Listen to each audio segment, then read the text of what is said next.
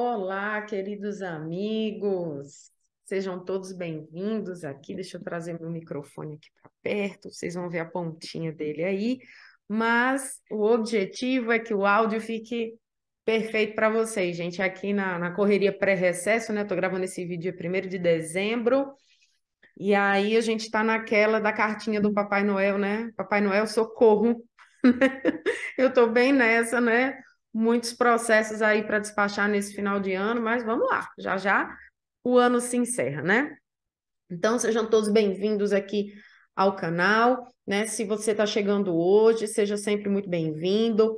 Eu me chamo Gleice Alves, sou advogada, trabalho com planejamento patrimonial e sucessório já há aproximadamente 8 anos, né? E estou aqui à frente desse canal para a gente discutir um pouco mais sobre esse tema, né? Sobre expectativas e realidades, né? Sobre esse tema que está tão na moda, né? Que está tão em voga, né? Agora mais ainda com esse novo governo aí que se avizinha, né, na esfera federal e nas esferas estaduais, né? Então, é um assunto realmente que fervilha bastante entre os clientes, entre a comunidade jurídica, a comunidade contábil, e nós estamos aqui com esse canal para a gente discutir aí os temas, a relevância, a importância e principalmente por que é tão interessante trabalhar com esse produto aí, tanto no seu escritório de advocacia como de contabilidade. Então, sejam todos muito bem-vindos. Estou aqui conduzindo as discussões nesse canal. Para quem tem me perguntado reiteradamente aí por e-mail, inclusive, né, doutora, abertura de novas turmas do curso. Gente, agora na Black Friday a gente abriu a quarta e última turma do curso Holding Familiar do Zero, tá? Então, se você não teve aí, de repente, a possibilidade de ingressar nessa última turma, clica no link na descrição desse vídeo, tá? Para fazer aí, para entrar na nossa lista de espera, tá ok? E aí, tão logo a gente tem a previsão de abertura de turmas ainda sem previsão para 2023, mas obviamente teremos sim abertura de inscrições, só não sabemos quando, mas você será avisado aí em primeira mão, ok? Normalmente, antes de nós abrirmos as inscrições aqui livremente na internet, no YouTube, no Instagram, a gente avisa aos nossos alunos pré-inscritos para que eles tenham acesso aos bônus que a gente sempre oferece em primeira mão, ok? Então, a gente sempre prestigia quem também nos prestigia, ok? Então, clica, não custa nada, rapidinho, você clica lá, deixa seu e-mail, entra num grupo de WhatsApp e fica lá, é um grupo silenciado, você será notificado quando a gente abrir novas inscrições, ok? E, gente, eu estou gravando esses vídeos, né, atendendo aí aos comentários e às dúvidas que ficam no canal, então, se você tiver alguma dúvida, algum comentário, alguma sugestão, deixa aí abaixo, tá? Porque a gente sempre está aqui, novamente, priorizando aqueles que participam do canal, tá? E aí, eu queria ler uma dúvida aqui, um comentário que o colega colocou, que eu achei interessantíssimo, tá? Interessantíssimo, não vou deixar sem uma resposta. Lembrando que a resposta aqui é muito mais complexa, a gente teria que discutir isso realmente em sede de curso, mas eu sempre trago aqui as melhores explicações aqui para não deixar nenhum dos participantes aqui sem uma resposta, tá? Então, ele colocou aqui, ó. Eu acredito que ele seja advogado, né? Pela identificação aqui, né? Então, primeiramente, parabéns pelas contribuições e esclarecimentos. Eu que agradeço, gente, a audiência e o tempo de vocês, tá? Gostaria de saber mais sobre o entendimento da proteção de patrimônio, bem como bem imóveis, quando cria uma holding de participações e uma holding patrimonial. Na prática, como se daria essa proteção? A holding de participações responde apenas até o limite do capital social constituído, ou seja, não afetando o patrimônio pessoal dos acionistas numa eventual falência das empresas onde ela tem participações societárias. Gente, essa pergunta é excelente, né? Excelente. Porque vamos lá, gente, ele fez essa pergunta num vídeo que eu falo sobre holding patrimonial, holding de participações e holding familiar, tá? E aí, gente, sim, é possível a gente ter uma estrutura de planejamento patrimonial e sucessório, a gente tem uma estrutura de proteção que ela engloba holding patrimonial familiar e uma holding de participações, tá? E aí, via de regra, de forma muito simplista, e é óbvio, gente, eu sempre trago isso, holding não é a única ferramenta do planejamento sucessório. Nosso canal aqui trata de holding não como a última bolacha do pacote, mas como uma das ferramentas que, obviamente, é mais complexa, mas também é mais versátil, tá? Então, deixando isso muito claro. Então, muitas vezes você pode usar tipos diferentes de holding para montar uma estrutura mais complexa de proteção, tá?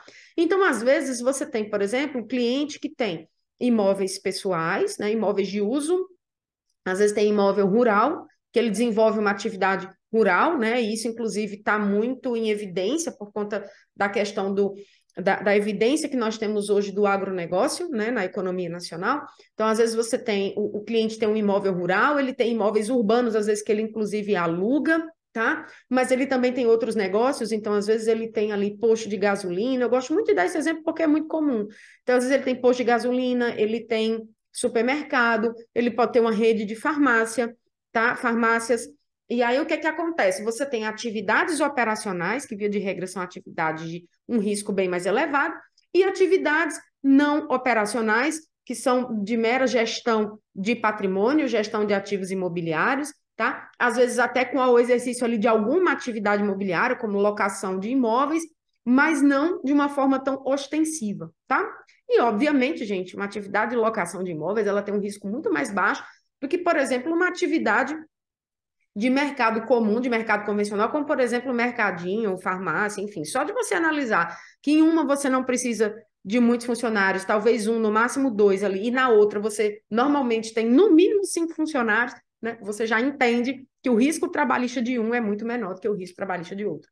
E aí o que acontece? Se você colocar tudo isso dentro de uma holding mista, né? Você acaba misturando ativos de alto risco com ativos de baixo risco.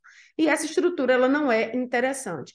Né? A lei da liberdade econômica, ela trouxe a possibilidade de você utilizar, trouxe a possibilidade não, porque isso já existia, mas ela trouxe um comando expresso de licitude, de legalidade em se utilizar diversas personalidades jurídicas para a alocação de riscos e o fomento de atividades econômicas, tá? Ou seja, você pode usar PJs diferentes para alocar atividades com riscos diferentes e assim você fazer a segregação de riscos. Num CNPJ de participações, por exemplo, você ter atividade de um risco mais elevado, enquanto que numa PJ patrimonial, por exemplo, você ter os ativos ali de exploração de um risco mais baixo, ok? E isso é muito inteligente do ponto de vista de planejamento patrimonial, ok?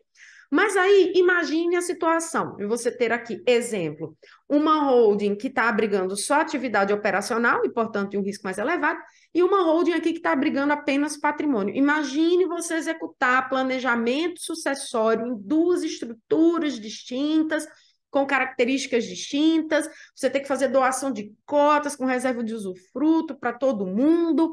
Então, isso poderia trazer uma complexidade muito maior de planejamento e tal. Além do que você tem muitas vezes uma segregação de patrimônio muito grande.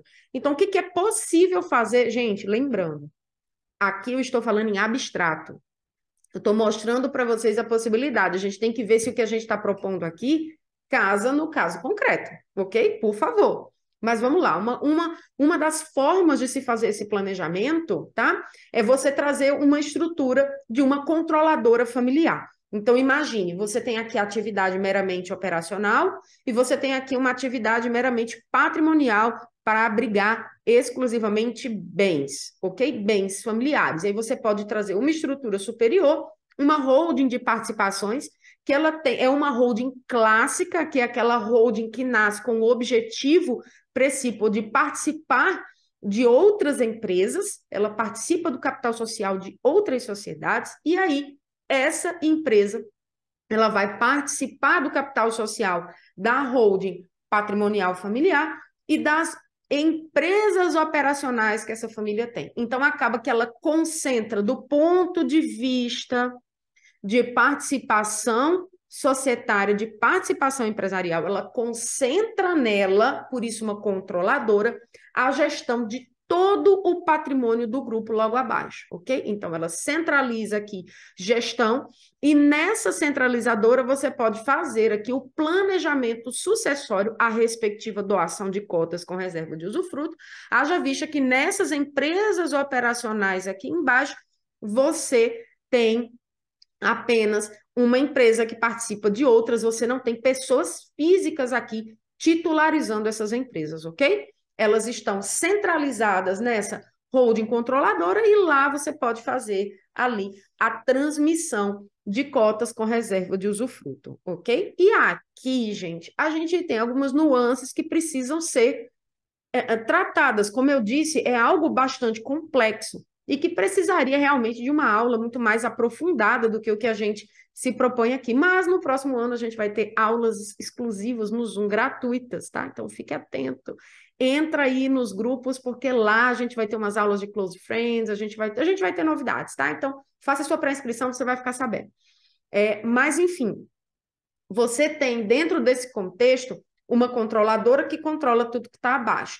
Patrimônio de baixo risco num CNPJ, né, numa estrutura de proteção patrimonial, patrimônio de risco mais elevado concentrado aqui através da participação nessas empresas operacionais, ditas operacionais, tá? E aí, quais são os pontos de relevância que a gente tem aqui? O colega pergunta: como se dá essa proteção? A holding de participações responde apenas até o limite do capital social constituído? Bom, gente, essa é uma celeuma interessante, porque, em tese, qualquer sócio de qualquer limitada só responde até as forças do capital social constituído, né? Mas a gente sabe que a Justiça do Trabalho não considera essa possibilidade e desconsidera tudo simples, de forma simples, rápida, clara, com uma canetada do juiz do trabalho, que eu acho que isso precisa ser rompido, porque isso traz muita insegurança jurídica e insegurança econômica, mas eles desconsideram e vão à frente, tá? Então, isso é independente de você ter uma estrutura segregada através de holding ou de você ter uma pessoa física lá titularizando as cotas. Agora, gente, é óbvio uma coisa que eu vou falar aqui. Se você tem barreiras de alcance ao bem efetivo lá na frente, tá? Você dificulta a constricção do bem especificamente. Porque num primeiro momento você pode ter o quê? A constricção de cotas. E a gente viu já lá nas aulas do nosso curso que trata das cláusulas de empenhorabilidade que, por força da própria CLT, aplicando o artigo 30 da Lei 6830, que é da Lei de Execução Fiscal, as cláusulas de empenhorabilidade não se aplicam nem ao débito fiscal, nem ao débito trabalhista, tá? Mas veja bem, na hora que você tem aqui cotas com reserva de usufruto e a penhora vai recair inicialmente sobre cotas, tá? Inicialmente sobre cotas, você acaba tendo uma proteção maior do patrimônio que está dentro da PJ resguardada, tá? Isso é um ponto. Outro ponto aqui é que pode atingir a nua propriedade sobre as cotas, a penhora da nua propriedade sobre as cotas, mas você tem um usufruto que está recaindo, que está favorecendo o terceiro.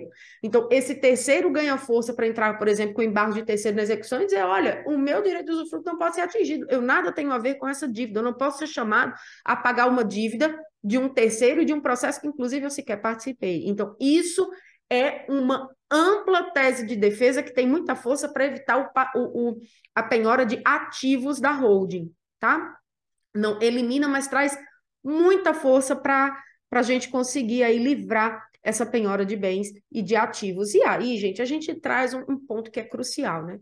A gente ganha tempo para discutir e muitas vezes para pagar a dívida de forma que não haja constricção de bens, tá? Porque a gente sabe que o maior problema, às vezes, o empresário fica impedido até mesmo de pagar a dívida porque a Justiça do Trabalho e Fiscal é tão agressiva na penhora que ele sequer consegue vender para pagar a dívida. A gente sabe dessa dificuldade, até porque ninguém quer comprar um bem no mercado que está com uma penhora trabalhista recaindo em cima dele, né? Então, você tira muita possibilidade, como diria Rita Lee, né? Proteção demais desprotege, né? E eu acho que é um pouco isso que a Justiça do Trabalho acaba fazendo aqui. Mas, bom, críticas à parte. Então, isso é um ponto, tá? A gente tem também pontos, e a gente vai ter aulas específicas sobre isso, falando dos avanços da Lei da Liberdade Econômica e das limitações às possibilidades de desconsideração de personalidade jurídica, tá? E com um aumento ainda mais aí de proteção, trazendo que, de fato, antes de qualquer medida de constricção e desconsideração de personalidade jurídica, tem que ser comprovada a efetiva utilização indevida dos instrumentos. Então, veja que na hora que você tem essa estrutura muito bem montada, muito bem estruturada, né, dentro de CNPJs específicos, você dificulta aí muito o atingimento do patrimônio que está lá dentro. Compreende? Sem falar que, na hora que você tem uma estrutura organizada com a segregação de riscos, como eu falei lá no começo, você tem a dificuldade de demonstrar, por exemplo, que essa PJ aqui, que está abrigando bens do acervo familiar, ela tem algo a ver com a empresa operacional lá da ponta, né? Que acabou aí tendo um revés trabalhista, um revés fiscal por conta de uma pandemia ou por conta de um problema de um desalinhamento de mercado, ok? Então, a ideia aqui, ó, ou seja, não afeta o patrimônio pessoal dos acionistas numa eventual falência das empresas onde eles têm participações societárias. Então, na verdade, o grande que aqui é que você deixa de ter a figura dos acionistas nas empresas operacionais. Você tem ali uma PJ controladora que participa das empresas de baixo, ok? E aí você sempre vai subindo as estruturas de proteção. E se nessa controladora você sequer tem quem efetivamente gira a engrenagem, porque ele já doou cotas, apenas mantendo reserva de usufruto, administração e poder de voto, você dificulta significativamente o atingimento desse patrimônio, ok? Impede totalmente? Não. Não temos no Brasil blindagem patrimonial absoluta. Nós não temos essa figura hoje no cenário nacional, tá? Mas, obviamente, que é algo muito mais sofisticado. O acervo precisa justificar, e é por isso eu vou gravar um vídeo só falando sobre isso, tá? É por isso que a gente é totalmente contra essa história de célula cofre e célula operacional, quando ela não tem um substrato econômico para justificar essa segregação de risco. Lei da liberdade econômica não é um cheque em branco, tá, gente? Atentem-se para isso. Ok, gente? A gente não tem um cheque em branco em que a pessoa simplesmente pode sair constituindo PJ e botando numa uma casa, numa um carro, na outra uma lancha, na outra. Não é isso, tá? Não se trata disso. As estruturas, elas são frágeis e elas podem ser facilmente desconsideradas como blindagem ilícita, tá? E outro ponto que aumenta e muito aqui o nível de proteção dessas estruturas, eu não poderia deixar de falar isso, não é uma questão propriamente societária, mas é uma questão cronológica, que é o seguinte, gente, em que momento a família partiu para essa estruturação de segregação de riscos?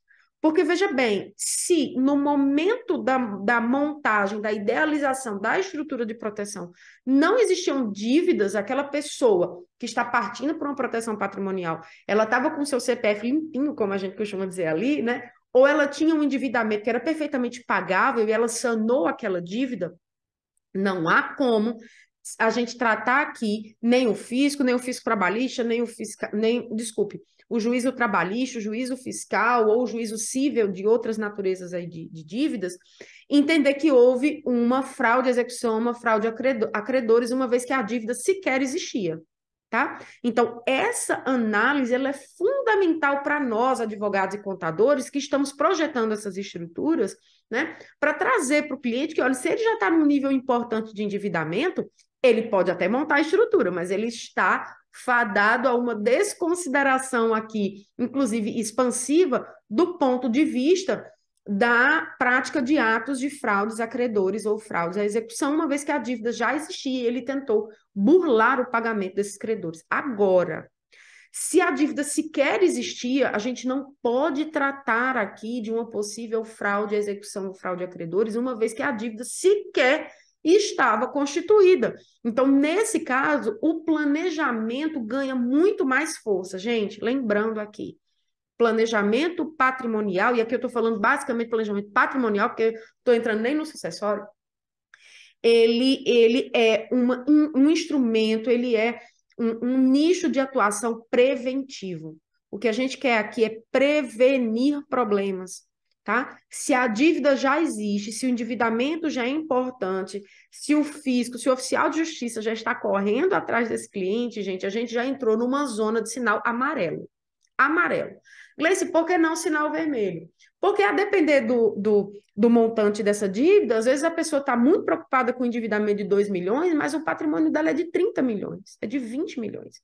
Então, veja que, na verdade, em que pese seja um endividamento alto, mas a força patrimonial que ela tem é muito grande e, às vezes, você pode fazer uma estrutura de contingenciamento para não comprometer o todo, deixa, por exemplo, 2 milhões em nome de pessoa física para garantir aquelas dívidas, faz acordos, tenta diminuir o impacto ok? E faz a estrutura de proteção para você sim aí conseguir proteger o restante do patrimônio. Onde é que entra um sinal vermelho?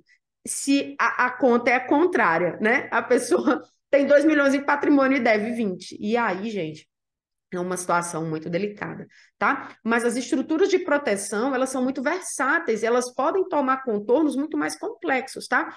Como, por exemplo, o cliente pode ter, exemplo hipotético, ele pode ter imóveis dentro também dessa estrutura que o colega perguntou. Ele pode ter imóveis, por exemplo, urbanos de locação e ele monta uma PJ exclusivamente para esses imóveis, e ele pode ter um imóvel rural gigantesco que ele pode criar uma PJ própria que pode estar aí atuando dentro do agronegócio, com a fazenda ou várias matrículas dessa fazenda dentro dessa pessoa jurídica, com imunidade de TBI, porque a estrutura, a atividade de base é uma atividade de fomento rural, é uma atividade tipicamente rural, ela não tem atividade imobiliária, e sim ele tem grandes chances de pedir uma imunidade de TBI de um imóvel que custa muito caro, ao passo que ele não poderia fazer de uma empresa de locação e venda de bens imóveis. E aí ele pode subir uma estrutura de participação aqui em cima para fazer a gestão dessas PJs de baixo e nessa estrutura superior fazer o planejamento sucessório, ok? Veja que você tem barreiras de atingimento ao patrimônio final.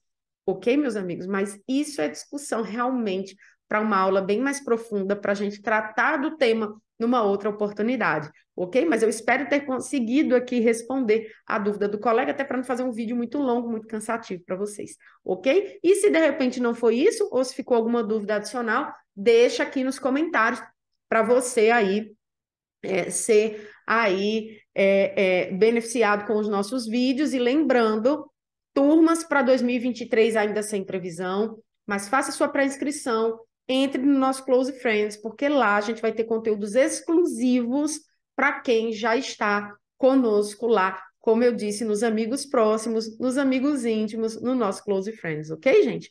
Entra lá que você com certeza não vai se arrepender, ok? Forte abraço, até nosso próximo vídeo.